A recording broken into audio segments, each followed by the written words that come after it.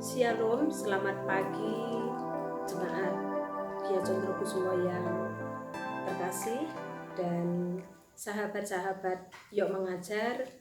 Selamat bertemu kembali di dalam ibadah doa pagi. Sebelum kita melakukan segala aktivitas kita, pelayanan kita, maka kita akan datang kepada Tuhan terlebih dahulu. Kita minta tuntunan Roh Kudus untuk bekerja di dalam hidup kita. Terlebih kita akan merenungkan kebenaran firman Tuhan yang akan melandasi segala kehidupan kita pada pagi hari ini. Namun sebelum kita merenungkan kebenaran firman Tuhan, saya mengajak kekasih-kekasih semua untuk kita berdoa, untuk mempersiapkan hati kita masing-masing. Mari kita berdoa. Tuhan Yesus, Allah yang mengasihi kami, yang bertahta di dalam kerajaan surga, kami bersyukur buat pagi hari ini Tuhan. Kau berikan kepada kami napas hidup yang luar biasa Tuhan.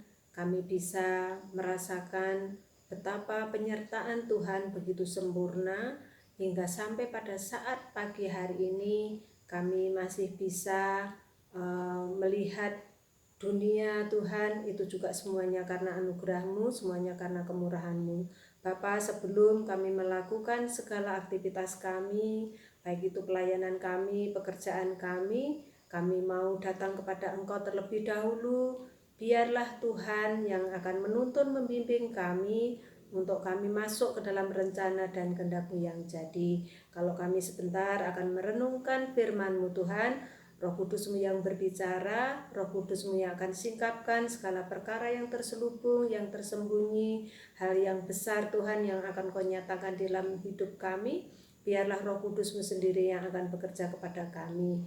Bapa, kami undang Engkau hadir, Tuhan yang berkuasa atas hidup kami. Terlebih Tuhan, hamba-Mu menyerahkan pribadi hamba-Mu yang pagi hari ini Tuhan, Kau pakai menjadi alat-Mu. Urapi lidah bibir hamba-Mu Tuhan untuk menyampaikan kebenaran firman-Mu.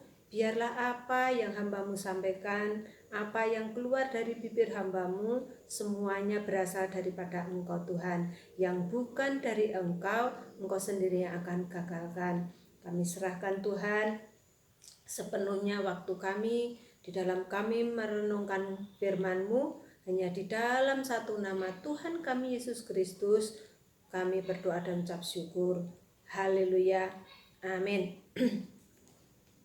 Sahabat-sahabat yang terkasih, pada pagi hari ini sebelum kita naikkan doa-doa syafaat kita akan merenungkan kebenaran firman Tuhan yang pada pagi hari ini saya akan ambil di dalam Lukas 15 ayat yang ke-11 sampai yang ke-32. Memang ayatnya cukup panjang, namun saya tidak akan bacakan semuanya. Nanti saya akan bacakan per perikop saja. Jadi mari kita akan simak bersama-sama, yaitu judul perikop dalam firman Tuhan, yaitu perumpamaan tentang anak yang hilang. Yesus berkata lagi, ada seorang yang mempunyai 2 anak laki-laki. Kata yang bungsu kepada ayahnya, "Bapa, berikanlah kepadaku bagian harta milik kita yang menjadi hakku." Lalu ayahnya membagi-bagikan harta kekayaan itu di antara mereka. Beberapa hari kemudian anak bungsu itu menjual seluruh bagiannya itu, lalu pergi ke negeri yang jauh. Di sana ia memboroskan harta miliknya itu dengan hidup berpoya-poya. Setelah dihabiskan semuanya, timbullah bencana kelaparan di dalam negeri itu, dan ia pun mulai melarat. Lalu ia pergi dan bekerja pada seorang majikan di negeri itu. Orang itu menyuruhnya ke ladang untuk menjaga babinya. Lalu ia ingin mengisi perutnya dengan ampas yang menjadi makanan babi itu, tetapi tidak seorang pun yang memberikannya kepadanya. Lalu ia menyadari keadaannya, katanya, "Betapa banyaknya orang upahan Bapakku yang berlimpah-limpah makanannya, tetapi aku di sini mati kelaparan. Aku akan bangkit dan pergi kepada Bapakku dan berkata kepadanya, Bapa, aku telah berdosa terhadap surga dan terhadap Bapa. Aku tidak layak lagi disebutkan anak Bapa. Jadikanlah aku sebagai salah seorang upahan Bapa. Maka bangkitlah ia dan pergi kepada bapaknya. Ketika ia masih di jalan, ketika ia masih jauh, ayahnya telah melihatnya. Lalu tergeraklah hatinya oleh belas kasihan. Ayahnya itu berlari mendapatkan dia, lalu merangkul dan mencium dia. Kata anak itu kepadanya, "Bapa, aku telah berdosa terhadap surga dan terhadap Bapa. Aku tidak layak lagi disebut anak Bapa." Saya pun sampai di sini dulu. Perikop ini sudah sering kita dengar, bahkan di dalam KPK pun, Persekutuan Keluarga pun pernah dibahas. Namun saya percaya firman Tuhan itu selalu baru dan Tuhan mau berbicara kepada kita perkara-perkara yang lain, perkara-perkara besar yang Tuhan mau di dalam hidup kita. Kita bisa belajar dari perikop ini, yaitu dari 3 tokoh yang memiliki karakter yang berbeda-beda. Karakter yang pertama yaitu karakter anak bungsu. Memang si bungsu ini sudah berbuat sesuatu yang menyakiti hati bapaknya, sudah berbuat dosa. Di sini sudah tadi di dalam perikop yang kita baca diceritakan bagaimana si bungsu menghambur-hamburkan uang harta warisannya yang diminta sebelum orang tuanya meninggal, sebelum bapaknya meninggal. Itu adalah sudah satu kesalahan, satu dosa yang diperbuat oleh si bungsu. Namun yang bisa kita pelajari betapa anak ini, si bungsu ini, ketika melakukan dosa, ketika sudah menyakiti hati bapaknya, namun dia cepat-cepat sadar. Itu yang dimau di dalam kehidupan kita juga. Tuhan mau seperti si bungsu. Ketika kita berdosa, ketika kita bersalah, Tuhan mau kita cepat-cepat menyadari bahwa kita itu berdosa, bahwa kita itu bersalah, sehingga kita lalu bertobat.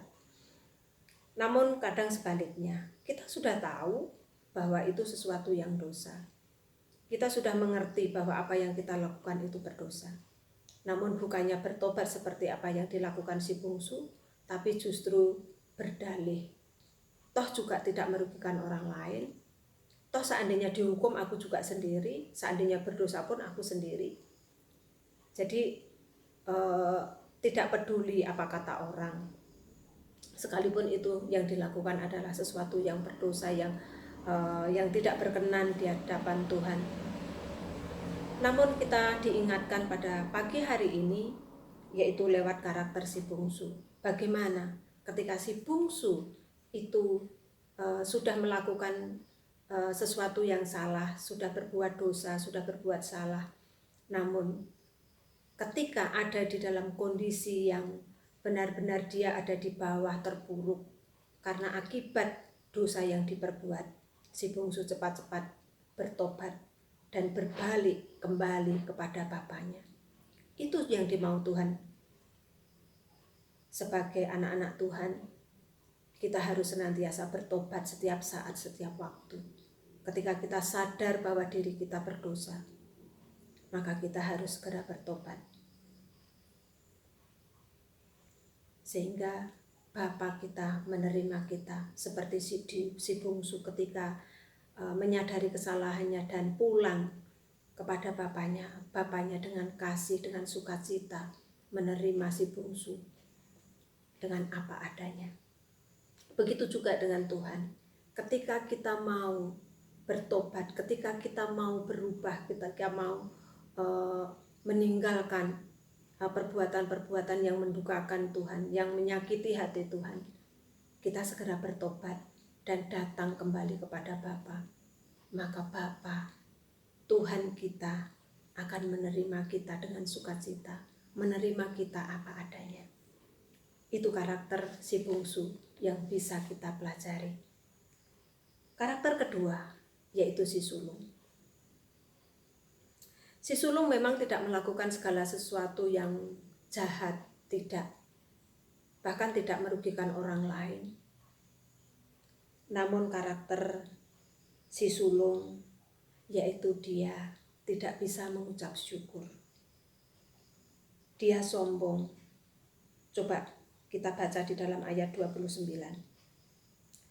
Tetapi ia menjawab ayahnya, katanya, "Telah bertahun-tahun aku melayani Bapa dan belum pernah aku melanggar perintah Bapa.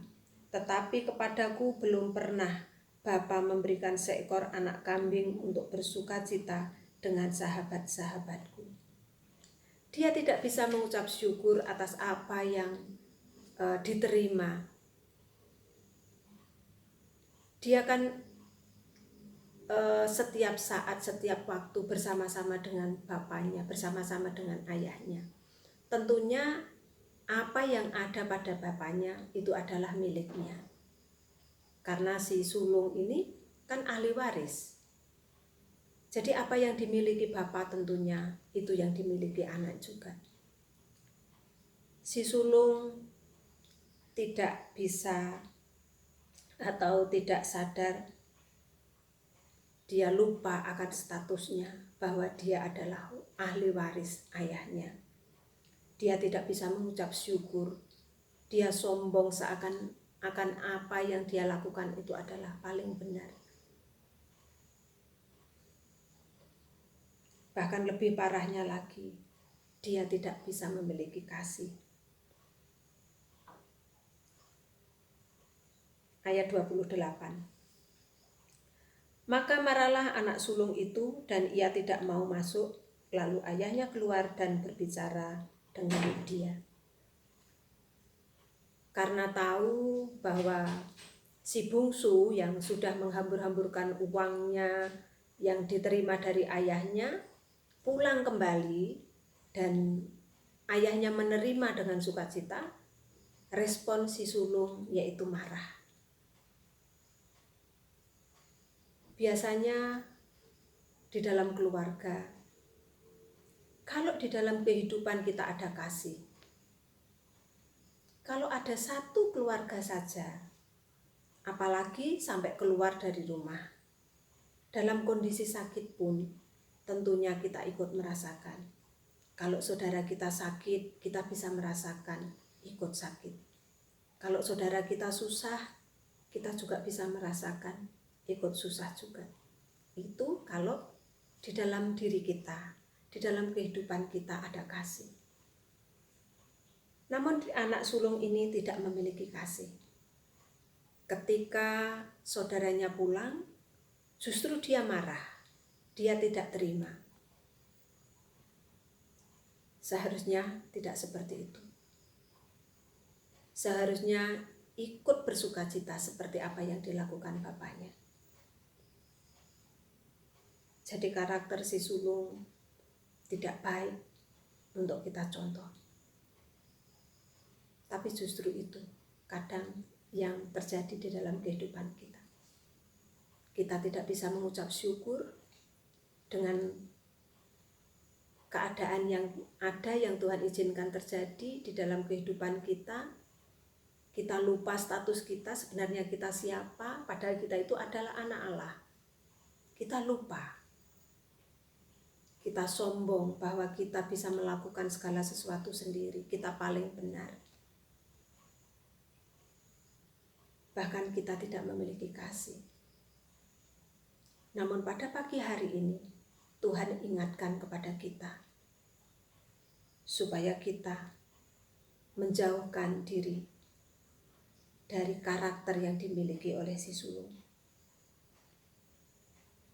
Karakter yang ketiga yang Tuhan ingin ajarkan kepada kita, yaitu karakter seorang ayah. Karakter seorang bapa yang mana mau menerima anak-anaknya dengan apa adanya. Bukan mau menerima dengan ada apanya, namun menerima dengan apa adanya. sekalipun si bungsu sudah menyakiti hati ayahnya, sekalipun si bungsu sudah berbuat dosa, namun ketika si bungsu sadar, maka bapaknya dengan senang hati menerima si bungsu kembali, diterima dengan sukacita, bahkan diterima dengan pesta, diberi baju yang mahal, diberi jubah yang mahal, diberi perhiasan. Itulah seorang bapa yang penuh kasih. Kasih bapa senantiasa ada di dalam hidup anak-anaknya. Itu yang Tuhan mau di dalam kehidupan kita, supaya kasih bapa ada di dalam setiap kehidupan anak-anak Tuhan. Kita mau mengasihi siapapun, kita mau menerima siapapun, apapun kondisinya, bagaimanapun keadaannya. Kita tidak boleh membeda-bedakan. Ya sekalipun rasanya kok senantiasa menyakiti hati kita terus. Namun itulah yang harus kita lakukan, itulah yang harus kita kerjakan ketika kita memiliki hati seorang bapa. Hati yang penuh pengampunan, hati yang penuh belas kasihan. Memang tidak gampang Bapak Ibu Saudara sekalian. Ketika kita mau belajar untuk memiliki hati seorang bapa, tantangannya besar, tantangannya berat. Justru kita akan dipertemukan dengan orang-orang yang senantiasa menggesek kita, dipertemukan dengan orang-orang yang senantiasa menyakiti hati kita. Namun itulah yang diizinkan Tuhan, supaya kita bisa menghasilkan buah kasih, buah-buah roh. Bisa kita hasilkan dengan kita menghadapi berbagai macam persoalan, supaya hidup kita benar-benar berbuah. Ketika kita tidak mengalami apa-apa, ya bagaimana kita tahu kalau hidup kita berbuah? Kalau hidup kita lempeng-lempeng saja, tidak pernah menghadapi persoalan, tidak pernah menghadapi rintangan hidup, bagaimana kita bisa tahu hidup kita bisa berbuah? Ketika Tuhan izinkan persoalan terjadi, pencobaan terjadi, ujian terjadi, karena Tuhan punya mau. Tuhan punya tujuan supaya hidup kita berbuah. Hati Bapa yang penuh dengan kasih, hati Bapa yang penuh dengan belas kasih, penuh dengan pengampunan. Itu Tuhan ajarkan supaya kita memilikinya. Dengan perumpamaan ini, Tuhan punya mau. Bukan hanya sekedar tulisan yang ditulis aja, namun Tuhan punya mau. Bagaimana kita bisa mengasihi sesama, bagaimana kita bisa mengasihi orang tua, bagaimana kita bisa mengasihi anak-anak. Kita tidak boleh membeda-bedakan. Sekalipun jahat, namun ketika mau bertobat, ketika mau berubah, ya kita harus terima. Si Bapa, si ayah ini juga mau terima si sulung. Sekalipun si sulung memiliki karakter yang tidak baik, namun si ayah, si Bapa memberi pengertian yang luar biasa. Coba kita baca di dalam ayat 31. Kata ayahnya kepadanya, "Anakku, engkau selalu bersama-sama dengan aku, dan segala kepunyaanku adalah kepunyaanmu." Memberi pengertian kepada si sulung, memberi pengertian yang baik, mengajarkan hal yang baik kepada anaknya, kepada si sulung. Jadi tugas sebagai orang tua yaitu mengajarkan kepada anak-anak kita hal yang baik. Mengajarkan anak-anak kita untuk membedakan mana yang baik, mana yang tidak. mengajarkan anak-anak kita hidup dengan kasih. Itu yang Tuhan mau ajarkan kepada setiap kita, anak-anak Tuhan. Dengan kasih kita dapat mengalahkan segala-galanya. Hanya dengan kasih kita mendapatkan kemenangan. Kekasih-kekasih Tuhan, mari kita akan cek hidup kita masing-masing. Sampai saat ini, karakter kita ada di mana?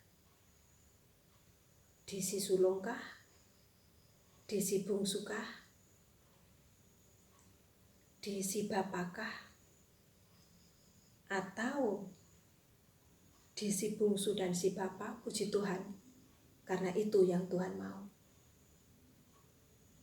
Kita bersyukur kalau senantiasa kita diingatkan oleh kebenaran firman Tuhan untuk hidup kita semakin hari semakin berkarakter, semakin hari semakin sempurna, karena Bapa kita adalah sempurna. Ketika kita mau dibawa naik, terpaan angin akan semakin kencang. Namun Tuhan berjanji, kita akan dibawa naik, bukan turun. Kita akan dijadikan kepala, bukan ekor. Tentunya itu bukan perkara yang mudah. Banyak rintangan pastinya yang ada di depan kita. Namun ketika kita mau percaya penuh akan janji Tuhan, ketika kita percaya penuh bahwa firman Tuhan itu ya dan amin, maka kita akan mendapatkan hasilnya. Amin. Tuhan memberkati. Bapak Ibu Saudara sekalian dan sahabat-sahabat Yuk Mengajar dimanapun berada, kita bersyukur, kita mau berdoa, kita mau mengucap syukur atas apa yang sudah Tuhan berikan kepada setiap kita. Mari kita berdoa. Tuhan Allah Bapa kami yang bertahta di dalam kerajaan surga yang mulia, yang kami sembah di dalam nama Tuhan Yesus Kristus, Bapa kami bersyukur kalau pada pagi hari ini Tuhan, kami selesai Tuhan merenungkan kebenaran firman-Mu. Biarlah Tuhan kami terus belajar dan terus belajar sampai Kau dapati kami sempurna Tuhan, karena Engkau Allah yang sempurna. Bapa, Engkau yang akan bentuk karakter kami, Engkau yang akan mampukan kami Tuhan untuk menjalani setiap proses kehidupan yang ada. Karena Tuhan semuanya Engkau punya tujuan, Engkau punya maksud Tuhan, sehingga hidup kami, hidup yang berbuah Tuhan, hidup kami, hidup yang berdampak Tuhan, baik itu untuk diri kami sendiri, baik itu untuk lingkungan di sekitar kami. Biarlah hidup kami senantiasa menjadi berkat Tuhan bagi setiap orang Bapa. Biarlah Tuhan karakter Kristus Tuhan terbentuk di dalam hidup kami. Terima kasih Tuhan, terima kasih buat firman-Mu yang sudah kami dengar. Hamba-Mu telah berhenti berbicara, namun kami percaya firman Tuhan yang sudah tersampaikan tidak akan kembali dengan sia-sia. Kuasa Roh Kudus-Mu yang akan senantiasa Bapa menyingkapkan Bapa. Engkau yang akan berkati setiap pendengar yang pada pagi hari ini Tuhan bersama-sama dengan kami. Berkat-Mu turun atas mereka dimanapun sahabat-sahabat Yuk Mengajar berada Tuhan. Engkau juga yang akan berkati di dalam setiap kehidupan mereka, pekerjaan mereka, usaha mereka Tuhan, Kau buat berhasil Tuhan. Kami menyerahkan untuk keluarga demi keluarga, Tuhan juga yang akan hadir, Tuhan yang akan memberkati mereka. Bapa, kami bersyukur buat semuanya. Bapa, kami juga berdoa untuk gereja kami Tuhan. Kami menyerahkan Tuhan untuk acara besok pagi di dalam ibadah raya, maupun besok sore Tuhan juga di dalam ibadah raya yang kedua. Engkau yang akan beracara Tuhan, Engkau yang akan pakai para pelayan-pelayan-Mu Tuhan. Urapan-Mu turun atas kami semua. Biarlah apa yang kami kerjakan, apa yang kami lakukan Tuhan, semuanya hanya untuk kemuliaan nama Engkau. Engkau yang akan nyatakan Tuhan kuasa-Mu atas kami. Karena kami perlu Engkau, kami tidak sanggup tanpa Engkau Tuhan, tanpa kuasa Roh Kudus-Mu, kami tidak sanggup melakukan apa-apa. Bapa, Engkau akan berkati setiap pelayan-Mu, mulai dari penerima tamu sampai dengan pembawa firman-Mu Tuhan. Engkau juga yang akan urapi setiap kami. Urapan-Mu turun atas setiap hamba-hamba-Mu Bapa.